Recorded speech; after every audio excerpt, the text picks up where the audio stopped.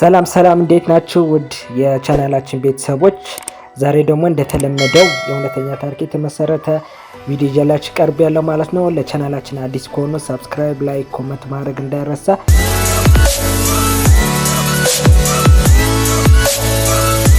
ጆን ዳርዊን ይባላል። የ51 ዓመት አዛውንት ነው። በሰሜን እንግሊዝ ካውንቲ ደርሃም ውስጥ በምትገኝ ሲቲንኪው የምትባል የባህር ዳርቻ ነዋሪ ሲሆን በቀድሞ መምህርና በወቅቱ ደግሞ በሆምስ ሃውስ ወይም በጽኑ እስር ቤት ውስጥ በጠባቂነት ይሰራ ነበር። ከሚስቱ ከአን ዳርዊን ጋር ለረጅም ዓመታት በትዳር የቆየ ሲሆን ሁለት ልጆችን ማፍራት ችለዋል። ማርክ የሚባል የ27 ዓመትና አንቶኒ የምትባል የ24 ዓመት ጎልማሳዎች ልጆች ነበሯቸው። ባልና ሚስቱ በወቅቱ የገቡትን የ250,000 ፓውንድ ከሩብ ሚሊዮን በላይ የቤት ብድር ዕዳ ሕይወታቸውን አጨልሞት ነበር። ይህን ዕዳ ለመክፈል ከኪሳራ ለመውጣት ጆን ራሱን ለመግደል ይወስናል።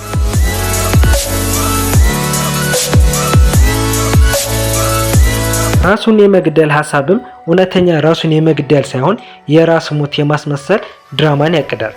እቅዱም እኔ እንደሞትኩ ከተመዘገበ የኢንሹራንስ ኩባንያው ዕዳችንን ይከፍልልናል የሚል ሐሳብ ነበር። ምክንያቱም በሰዓቱ የነበራቸው 250,000 ፓውንድ ዕዳና በነበራቸው የደህንነት ወለል ላይ ይህንን ዕዳ የመክፈል አቅም ስላልነበራቸው ነው። ይህንን ለማሳካት መጋቢት 21 ቀን 2002 ዓ.ም ቀይ ካኖል ወይም ትንሽ ጀልባ ይዞ ወደ ባህር ይገባል። ይህንን እቅዳቸው ለማስቀጠል ሚስቱ በጣም ዘግይታ ለፖሊስ ደውላ ወደ ባህር ከሄደ እስካሁን አልተመለሰም በማለት ለፖሊስ ሪፖርት አድርጋለች። ፖሊሶችም ጆን ከጠፋ በኋላ ፖሊስ የባህር ዳርቻው ጠባቂዎች ለረጅም ጊዜ ፍለጋ አድርገዋል። ፍለጋው ለ4 ቀናት ቢቀጥልም የተገኘ የተሰበረ ካኖ ወይም ጀልባ ብቻ ነበረ። ፖሊስ ምርመራውን ቀጥሎ ጆን በሕግ እንደሞተ ተቆጥሮ መዝገቡን በይፋ ይዘጋዋል።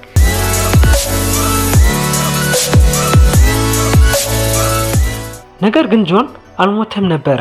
መጀመሪያው ላይ በአቅራቢያው በሚገኝ ዋሻ ውስጥ ለጥቂት ቀናት ተደብቆ ከቆየ በኋላ በድብቅ ወደ ቤቱ ተመለሰ። ለሚቀጥሉት 5 ዓመታት ጆን የኖረውም በሚኖሩ ቤት አጠገብ ባለውና ከእነርሱ በሚከራዩ ቤት ውስጥ ነበር። በሁለቱም ቤቶች ግድግዳ መካከል በሚስጥር የተበሳ ቀዳዳ ነበረ። ጆን ፖሊስ ወይም ልጆቹ ሊጠይቁት ሲመጡ በዚያ ቀዳዳ በኩል ከአንዱ ቤት ወደ ሌላው እየተሸጋገረ ይደበቅ ነበር። በጣም የሚያሳዝነው ልጆቹ ማርክና አንቶኒ አባታቸው መሞቱ አምነው ለዓመታት ሲያዝኑ ኖረዋል። እናታቸው አን ግን ባሏ በአቅራቢያ እንዳለች እያወቀች ልጆቹ ፊት ግን አብራ ታለቅስ ነበር። ጆን እንደሞተ ከተረጋገጠ በኋላ አን የኢንሹራንስ ገንዘብ ተቀብላ ዕዳቸውን ከፈለች። ከዚያ በኋላ እዛ ከተማ በነፃነት እንደማይኖሩ ከገባቸው በኋላ በ2006 እና በ2007 ጆን እና አን አዲስ ሕይወት ለመጀመር ወደ ፓናማ ለመሄድ ወሰኑ። ልጆች ግን እናታቸው ብቸኝነት ስለበዛባት አገር እንደቀየረች ነበር የሚያውቁት። ጆን እና ጆንስ በሚል የሐሰት ፓስፖርት ቀድሞ ሄደ። ነገር ግን በፓናማ የቆይታ ፈቃድ ለማግኘት የፖሊስ ማስረጃ ስለጠየቀና የያዙት ገንዘብም እያለቀ ስለመጣ ጆን ወደ እንግሊዝ ተመለሰ።